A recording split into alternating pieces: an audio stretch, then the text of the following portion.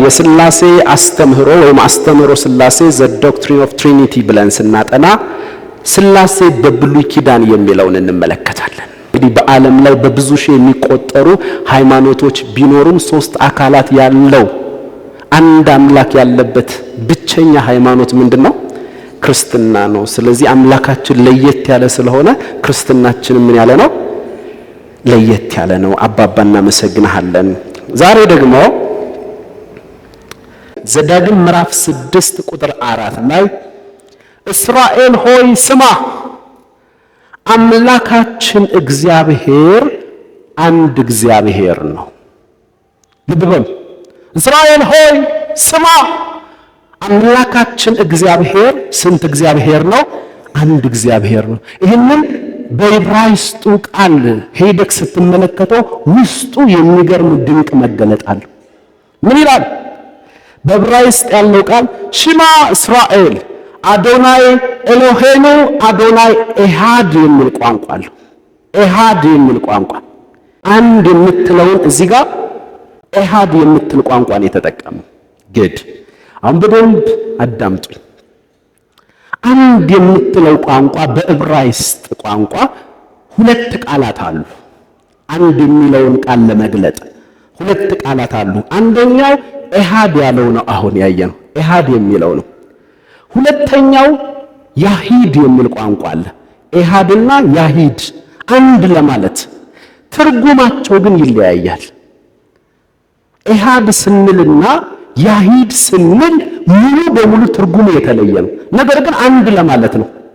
አንድ ለማለት ነው። ቀጥሎ ያለው ትርጉም ግን የሚል ኤሃድ ሲገባና ያሂድ ሲገባ አንድ የሚለው ራሱ ይለያያል። ምን ማለት ነው?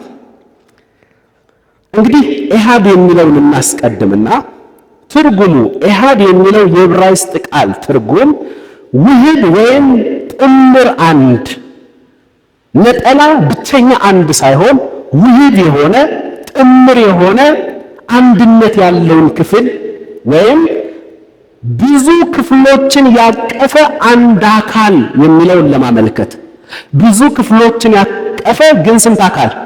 አንድ አካል። ውህድ አንድነትን ለመግለጽ ሲፈለግ ምን ይሉታል? ኤሃድ የሚል ቋንቋ ይጠቀማሉ። ለምሳሌ ኦሪት ዘፍጥረት ምዕራፍ 2 ቁጥር 24 ላይ መጽሐፍ ቅዱስ ራሱ ማለት ነው።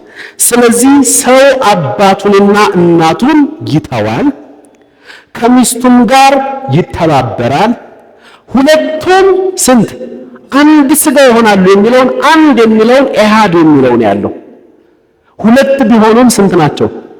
አንድ ናቸው። ዝም ብሎ ለነጠላ ክፍል የሚሰጥ አይደለም። እንትና ብቻውን ነው፣ እንትና ብቻውን ነው ወይም ብቻዋን ናት የሚል ትርጉም አይደለም ያለው። ሁለቱ ስንት ሥጋ ናቸው?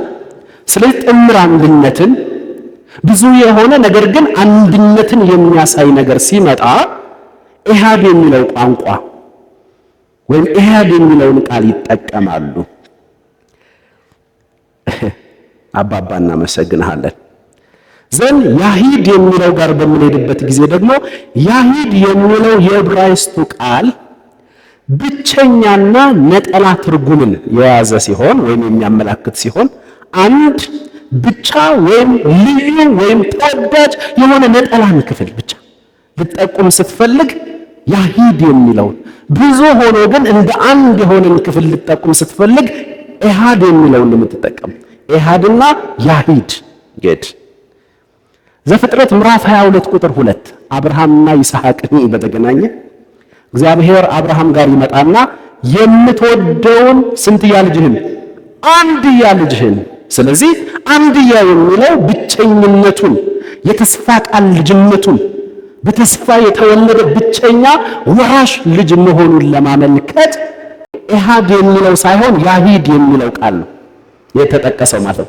ያሂድ ማለት ብቻ ነጠላ፣ እሱ ብቻ እንደማለት ነው።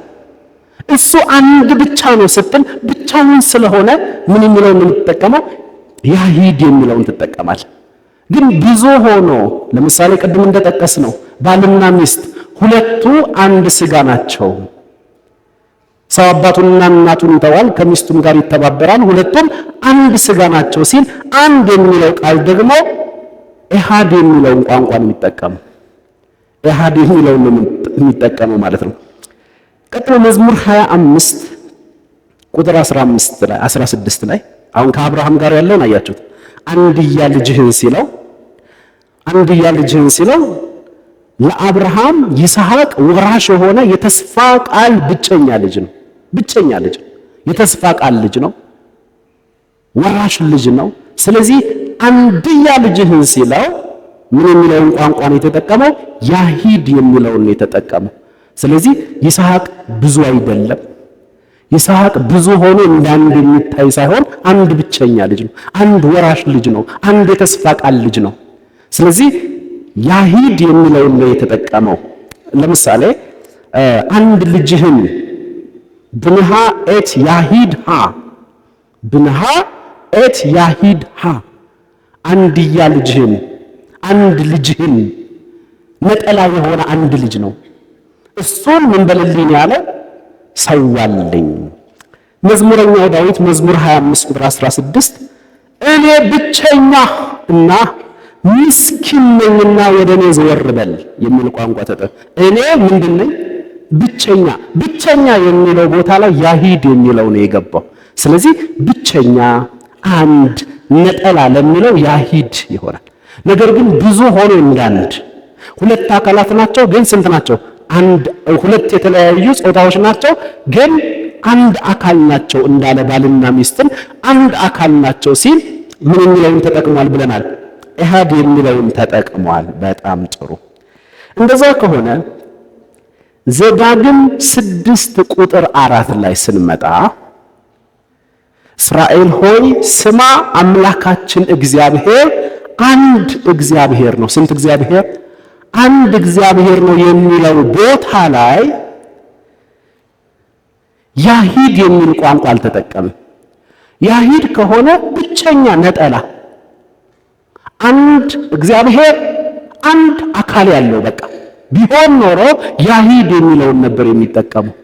ነገር ግን እርሱ አንድ አምላክ ቢሆንም ነገር ግን ስንት አካል ነው? 3 አካል ነውና ብዙሃን የሆነ አንድነትን የሚያመላክተውን ምን የሚለውን ቃል ነው የተጠቀመው? ኢሃድ የሚለውን ቋንቋን የተጠቀመው። ያሂድ ቢል ኖሮ በቃ እንደ ሙስሊሞች ነው የምትሆነው። በቃ እንደ ስላሴ የሚባል ነገር የለም። እንደ ሙስሊሞች በቃ አላህ የሚባል አንድ አምላክ፣ አንድ ነጠላ፣ ሌላ ጋር አንድ ነጠላ። ክርስትና ላይ በምትመጣበት ግን 3 አካላት ያለው ስንት አምላክ ነው? አንድ አምላክ ነውና እኛም እኮ በስንት አምላክ ነው የምናምነው? በአንድ አምላክ ነው። ያ አንድ አምላክ ግን ስንት አካላት አሉት? 3 አካላት አሉት። 3 አካላት ያሉት አንድ አምላክ ስለሆነ ኢሃድ የሚለው ቋንቋን የገባው። እንደ ሙስሊሞች ግን ነጠላ አንድ አላህ ቢሆን ኖሮ ኢሃድ የሚለው ሳይሆን ያሂድ የሚለው ነበር የሚገባው። አንደርስታንድ አድርጋችሁኛል? ያሂድ የሚለው ቢገባ ነጠላ ነው። በቃ አንድ ብቻ ነው፣ አካል የሚባል ነገር የለም። እግዚአብሔር አንድ አምላክ አንድ አካል የሚል ነበረ። ነገር ግን ያሂድ የሚለው ሳይሆን ኢሃድ የሚለውን ቋንቋ ተጠቅሞታል። ሽማ እስራኤል አዶናይ ኤሎሄኑ አዶናይ ኢሃድ የሚል ቋንቋ ስለገባ አንድ እግዚአብሔር የሚለው ኢሃድ ስለሚል 3 አካላት ያለው ስንት አምላክ አለን? አንድ አምላክ አለን። በዛው እችን እውነት እየተረዱ እየበራላቸው የቋንቋዎቹ ባለቤት ወደ ጌታ እየመጡ ነው ብዙዎቹ። እግዚአብሔር የተባረከው። እንደዚህ ሲብራራ ደግሞ ጥሩ ነው። ስለዚህ በዚህ አይነት መንገድ ይህንን መረዳት እንችላለን ማለት ነው።